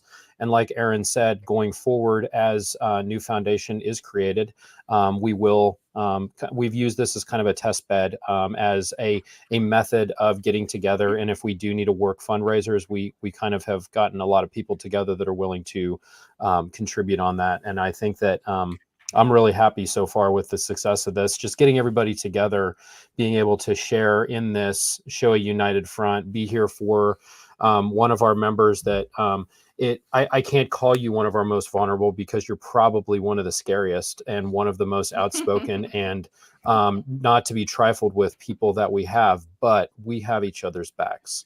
And I think that is what we are showing here. And Miriam, I continue to be impressed by you and what you do. Thank you, Christy. Yes, not no. And I think this is important as we like Laura said, we've worked through some stuff, right? But this is what we do. Like, it's a normal thing that people are going to do people stuff. We're going to have disagreements. How we handle those disagreements when we get upfront and personal with one another and we're able to talk through it. It doesn't mean we have to agree on everything, but it means we agree on the important things. And I think that this is an example of what we are doing here. And I'm so hugely impressed by everyone that took time out of their day in order to make this a priority. For Poe and Chad, when you guys, kind of stepped up and said, hey, we're going to start doing this. It was something that we all wanted to do. And thank you for, starting this ball rolling and for, providing the flexibility for it to grow. Because as people were like, I want to be part of that, I want to be part of that, it started to, like, this was a lot of people tonight. Like, get everyone How many together. did we have? Probably at least 25. I know that Poe and Aaron and I have kind of ducked in and out, but we're talking about a tremendous amount of people that have been involved. And, this is, if we look at all of us, if we look at what things were like a couple years ago, this would, like, can you imagine that we would be here right now having these conversations about this thing? Like, this is, there was a point, tip of the iceberg, and now this is starting to snowball. Like, it's big. It's So everywhere. Like, this is everybody in all the different states across the world, obviously, Australia, everywhere. But even like the protesters that are protesting right now in Chicago at the event where COB is, and in Texas, they're being like, Miriam, like, it's like they shout out, where's Bob Ferris? Have you heard Miriam Francis' story? So it's literally like, it's fucking so beautiful. It's so beautiful and so powerful, and never did any of us ever plan this. And also what is so great is that we're allowed to change now. We're allowed to like stop holding this complete structure of other people's views of us and what we were taught to be our whole lives. We're allowed to believe in other things. We're allowed to feel stuff. We're allowed to love. We're allowed to be gay. We're allowed to, like, I'm just, there's like, we're just learning how to be. So it just feels like, holy crap, we're so lucky to have story and differences, Miriam. There's so many, like, your story and what I didn't know and what I thought I knew, and also what I was protecting in my mind about, don't shake up the people that have slowly brought us all out to quote unquote own our voices and stuff. But no, like, there are complete permanent patterns in people's brains because of Scientology and our permanent behavior of kids, of growing up in this gross spew, or whatever Serge always says, rhetoric of L. Ron Hubbard, that we're forgetting that it's like scary or not okay to like call somebody out when they're doing something that's not okay and dishonest and not transparent. Like, we're still holding these behaviors. So yeah. I just love it so much, Miriam. I love it so much. I'm so freaking proud of you. I'm so proud of all of us, literally all of us. There was a point I had a stuck structure about Mike Brown being like this crazy fucking, I was like, yeah, of course he joined the military. Like, so, and then she's when we not had wrong. this, She's totally not wrong. So we're 100% clear. She's a little wrong, but not totally wrong. Anyway. But I mean, I imagine I put Mike Brown in as the spanker because whoa. Sorry, the abuser, I should say, as the that's what we called it as kids. Oh my God, he's the only one who was allowed to spank us. He's the spanker. Go to the spanker. But Mike Brown actually never physically did that. So I had to break that up in my permanent brain, because Mike Brown to me was just a ethics superior guy that would enforce anything. Like, if somebody said, "Oh, Mike Brown said I did this, Mr. Brown," then I would be sent to go get whatever justice that was. And whether Mike Brown physically saw it happening or wasn't doing it, I still put him under this umbrella. So it's really good for all of us to really peel these onions. Who was doing the exact abuse? Were your parents there when they should have been? Were they not?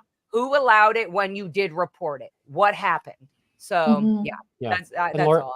Laura, that's a really good point. But if we look at it, we know that at its core, Scientology is built on abuse, and the way that it kind of fosters that, just the way that it's structured, especially in the Sea organization.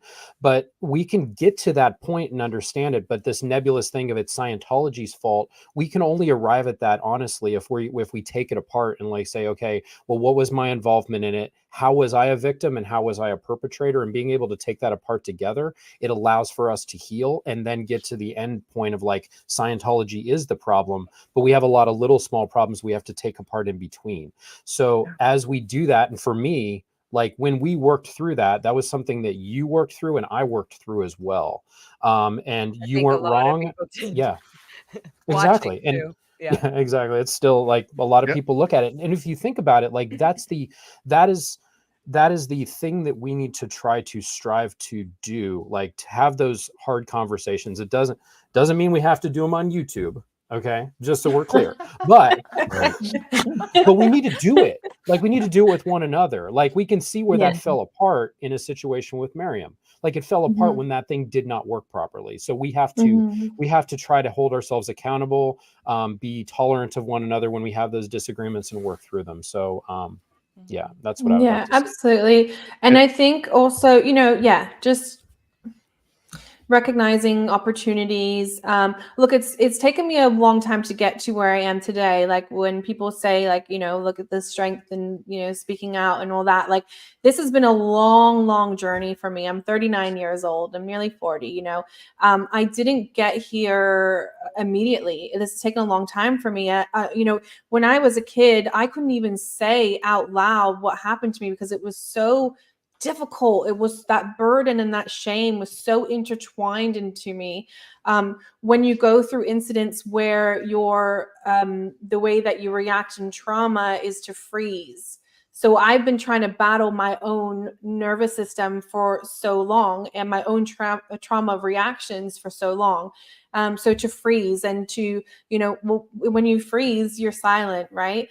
So that's what fear would do to me. And sometimes I would, and other times I would react with fight. And so what you're seeing here is, fight to and using the strength. Like I think that anger is a resourceful emotion. No wonder they didn't want us to get angry. They never wanted us to get angry. And the first thing that anyone says is like a criticism is like, oh, that angry person. It's like, well, they're not an angry person. You're just trying to characterize a person or to put a label on them. But in fact, they're using the resource of anger to speak about something, which can be really difficult to speak about. So if you need to use that resource, it's fine. But I think recognizing opportunities for healing, and when people, when you're sitting across the table from someone and you know that they need to know something in order for them to move forward and you have that information, then it's important that you give that to them. For Mike Rinder, for example, I sat across the table from him in 2017 and I like laid out my soul and my heart to the world in a very vulnerable way. And he didn't see it fitting to say, hey, these are the things that I know about what happened to you, So, so we need, this correction needs to happen. And that's what I'm hoping to do. I think that something that needs to be addressed. I think something that needs to be addressed, and I don't think you get enough credit for it. Mike, the conversation with you and Laura was absolutely amazing. And you both showed such strength and depth of heart there in having that open communication between the two of you. And I just don't think it definitely did not feel amazing. Even when I watch it back, I'm like, oh, this is horrible. Yeah, but I don't think you both, either one of you, get enough credit for it. And I just two, want to when make you sure came you know back- how we feel. Christy, what were you saying, hon?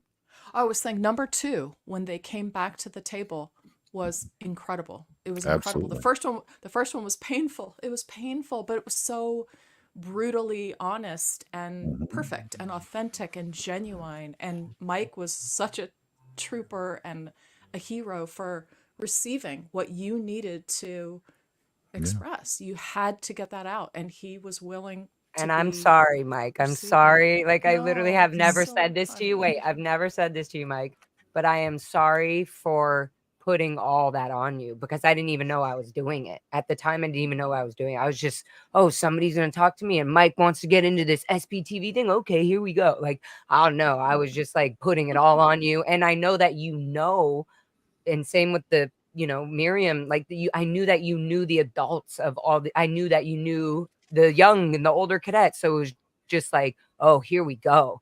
And then the second, and then your response and your empathy and how you reacted, even though I'm sure you didn't have all the skills at that time, even the therapy at the time to be dealing with that.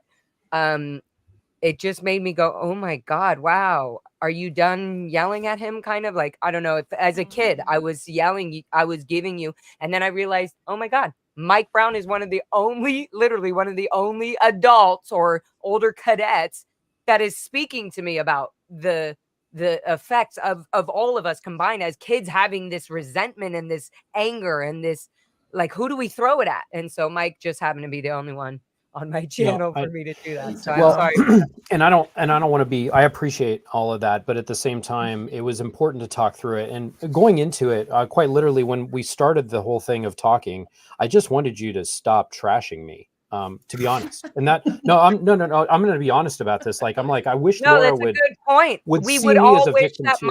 we would all wish that Mike would just do the right thing. It's as simple as that. Yeah. And he can do it any day now. He can literally Right. he can just be like, all right, I'm done with all this. Let me know what the fuck I need to fix. Who needs So to I know don't what?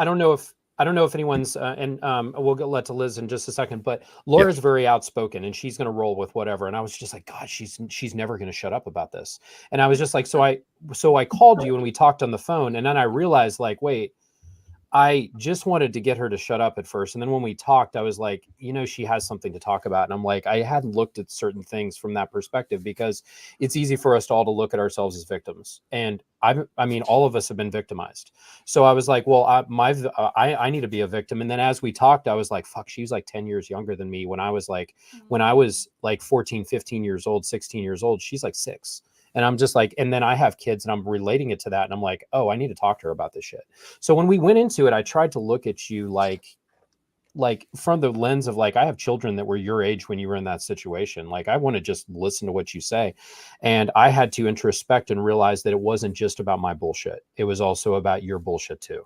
And it was important. And the things that you said, even though, like we said, like you didn't have it all right and I didn't have it all right, but we didn't have it all wrong either. And we had to talk through that. And we need to do that. When I say we, it's not just Laura and I, it's me and whoever else that we have problems Community. together. We need to do that together.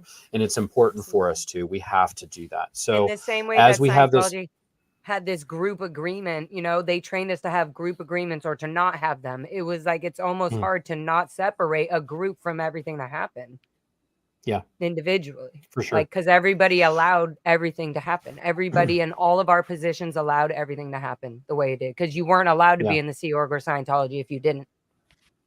Absolutely. Yeah, it's Liz, true. you had something to say, hon? Go. Yeah, absolutely. You're muting you're yourself. muted. I think you're muted. Miriam, I love you. I'm going to head out because otherwise I'm about to pull an Aaron at the protest. So love you all. Good luck. Love you. Well, Talk to you soon. Awesome. Bye, Liz. Hey, we'll probably, if anyone has any last remarks, we'll probably let you all say that. And then we're all going to back out except for Poe and Chad, and we'll let them kind of finish up with Miriam. Anyone else have any closing things? I know we've all kind of really been here for you and kind of poured out our thoughts. Laura, Michael, Serge. Christy has Melissa. something. Yeah, Christy. Christy. Oh, she even has her hand up. My gosh. Yeah. I'm invisible. No, I just want to say how incredible that this is, all of this today. But I know for me, finding my second gen community was incredibly important. For some reason, and I didn't know why. And gathering kids and getting us together so we could talk about stuff and compare notes and whatever. And it was hard at first, and people weren't able to be authentic because we're navigating stigma and shame and disconnection, all these other horrible things. Mike Brown, we interviewed the other day, Miriam and I, and he was talking about that he hadn't actually processed this stuff and that he needed to talk to people that understood it in order to process it. And I think that is what it's about. It's being able to talk to people that know where you're coming from and where you've been, that can acknowledge it. And it doesn't mean that we're all going to agree. It doesn't mean that we all had the same experience, because you've got public kids and Sierra kids and executive kids and whatever, but the common thread is incredibly powerful. This community that I'm watching, this is like a bomb going off. We're making a correction to all the bullshit narrative that's come for decades before us. And every day I'm watching each of you inspire each other. And it's just like this chain reaction of dynamite going off. And I'm so inspired. And Miriam, I'm so proud. I'm so proud of every one of you. I'm so proud of you, Miriam. Like what you just did this last couple months. Like, you and I have been plugging away in the background, doing our little podcast, and that's all great, and it feels good, and we're happy with it. This has been like the biggest bomb. I never expected this bomb to go off. You are the catalyst that has really changed the direction of everything, and the timing is just right. And I'm so inspired by all of you every single day, and I'm so grateful. And to people that are not from our community, Michael, Poe, Chad, how remarkable to have you people listen to us, hear us, believe us, support us. It means everything. And I think together we're going to take over the world. or make some changes that protect kids anyway. So that's all. Yeah, I wanted to say, Christy, I don't think that we would have a unified group like we do now in terms of the children that came up through it. I think that it wouldn't be, as strong as we are together without Christy. I'm certain of that. I'm certain of that because behind the scenes, Christy is strengthening those connections with all of us. And I cannot say that enough. She just absolutely needs to be recognized for that. Christy Gordon should have the Trailblazer Award from the fucking the Child USA. That award needs to go to Christy Gordon. If you're going to award anybody who's, for being a trailblazer, for advocating for child victims, that should go to Christy Gordon for the work that she does. And then second to that, I would say Serge Delmar.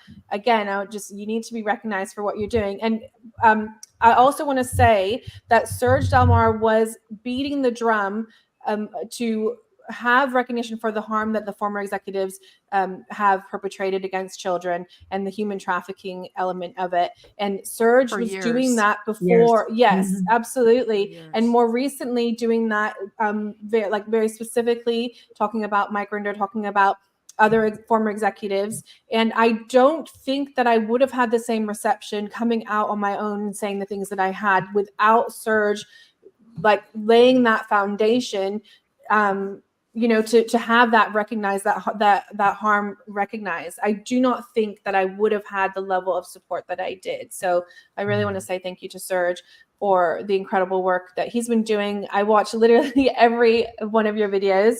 So it's literally Serge. And that definitely needs to be recognized. Yeah. Serge has been saying these things for years when it was not safe to do so. And saying exactly what it is. We were brainwashed and taught to be reasonable and be like, oh, don't say it's not that bad. No, if you're in the outside world and you were raised this way and you look at it, that's child abuse. That's rape.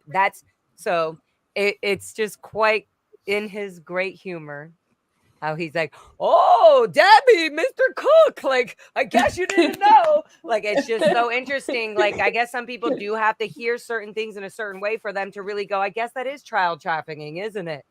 But anyway, Serge, fucking love and you. also, It's just the diversity that it's our power. That's all that it means. Everybody comes and being their authentic self, and it's in our authentic self that we have the power, because then everyone gets to be and bring something to the table that nobody else has, because everybody has their own unique way. So I love all of you guys for supporting us. Thank you so much.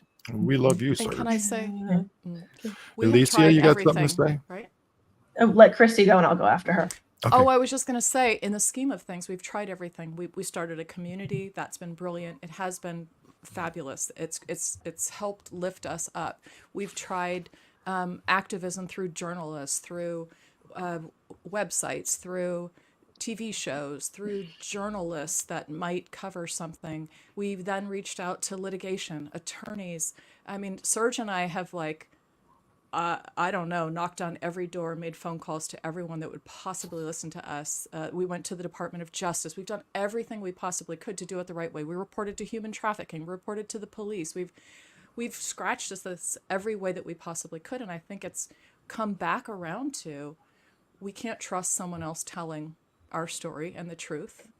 And Miriam and I were like, we need to get on YouTube. Let's get over there. Let's add some female voices to what's happening. Aaron was here. Mark Headley was here. Mike Rinder, Aaron. They were doing a great job, but we wanted more representation.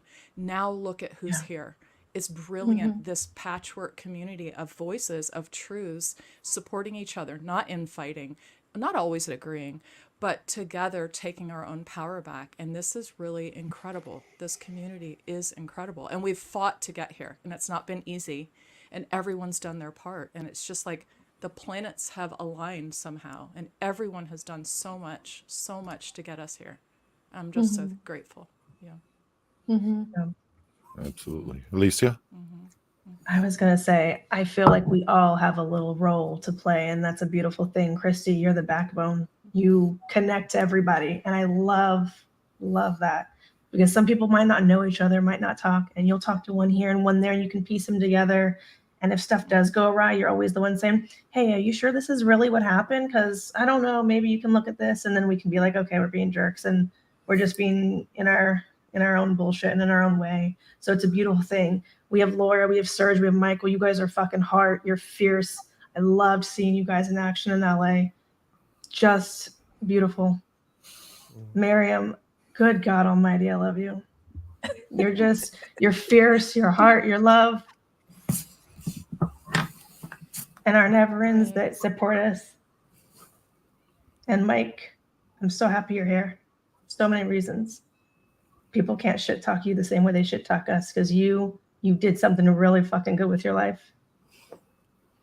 I appreciate that. Thank you. I'm glad to be here too. How about you, Michael? I just want to say to everyone listening and all the people that joined us today, for everyone that's on the panel right now with us today, is like I always say this: remember to always step back and do a moment of self-care. Always remember that, because like what I saw after our protest here in LA with the big that made, you know, I talked to several of the people that were there afterwards, and it was a big emotional day for everybody. And it took a few days for it to set in, and it took a few days for them to process. But remember, give yourself that love and that time to process what you guys are going through, because these are big steps. Even though they're baby steps along the way, these are big steps. And especially for you guys, you just got to take care of yourself and just remember to give yourself that time to self-love. Yeah. And thanks for having the best hugs ever, Michael. You're the amazing hugger.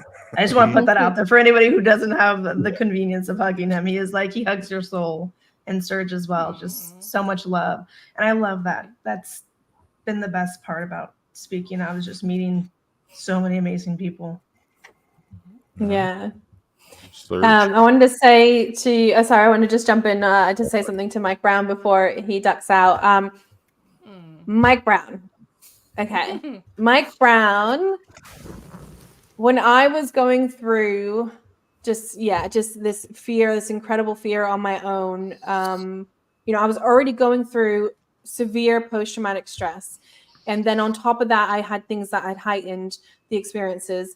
And Mike Brown was just this such a solid person through that. Backing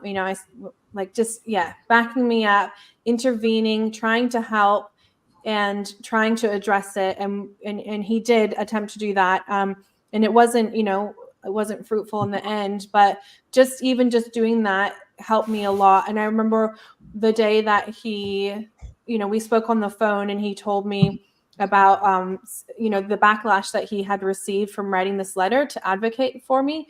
He wrote a letter to Claire, the president of the Aftermath Foundation, and received some backlash from it. And when he was telling me about the verbal attack that he received as a result of it, it made me feel better. I don't know how to describe it. I had been under this incredible pressure and this incredible fear that was just this horrible feeling in my body. But when he told me all of that, and he told me his responses to it, the rest of the day, I just felt light. I felt like, oh, I'm going to be okay. Something about it made me realize that I was going to be okay. And I absolutely have Mike Brown to thank for that. And Mike Brown has done a lot of work to set up this live as well today. So I really want to say thank you. And I just appreciate you for stepping in and helping me.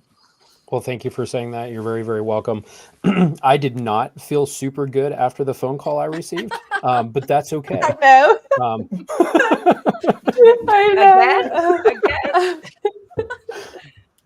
Again? Well, this has been great. Hey, this is absolutely amazing.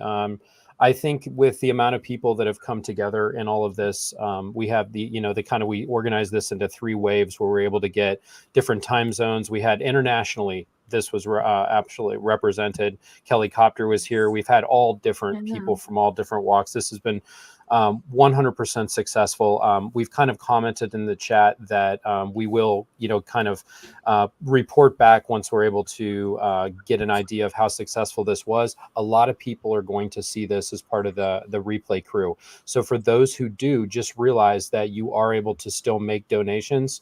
The information will be in the descriptions of all of our videos. The creators that were not able to stream just because we could only fit in so many on StreamYard, they're likely going to be downloading these videos and adding them to their sites as well. So, you can go to Miriam's PayPal, and it's right here on the little ticker along the bottom, and donate to that. We'll get everyone some feedback on how this event went. I thought it was extremely successful. I really appreciate everyone who contributed, and to Poe and Chad, who kind of stepped up and decided, hey, we're going to do this. And then the rest of us were able to jump in and also contribute. Thank you very much to both of you.